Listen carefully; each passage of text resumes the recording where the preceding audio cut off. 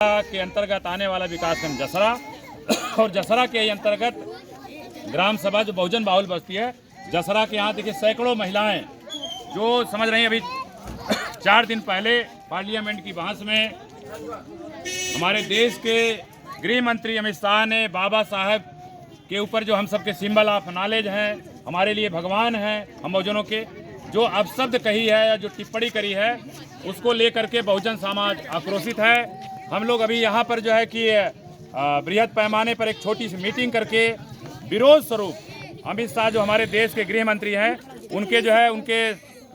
स्वरूप का जो है पुतला दहन करने का काम किया गया है। हम बता देना चाहेंगे देश की आज़ादी के 78 सालों में हम करें हजारों हजार साल पहले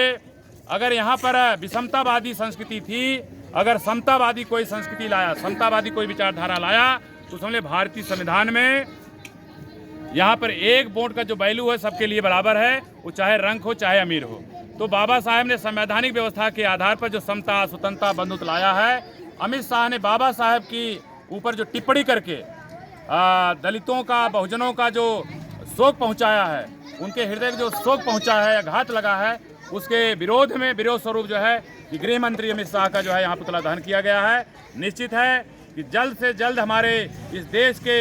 गृह मंत्री अमित शाह अगर माफ़ी नहीं मांगते हैं सार्वजनिक रूप से तो अभी छोटा सा आंदोलन गाँव में शुरू हो गया है। धीरे धीरे यमुना पार के हजारों गाँव में अमित शाह का पुतला दहन करने का ये गाँव के लोग जो है अपने मान सम्मान स्वाभिमान के लिए उनका पुतला दहन करने के लिए बाध्य होंगे। आज एक छोटी सी चिंगारी लगाई चुकी है और निश्चित है ये जो है बृहद पैमाने पर देश के कोने कोने तक ये बात जाएगी। और दूसरी बात हम कह देना चाहेंगे कि वर्तमान में अगर देखा जाए इस देश में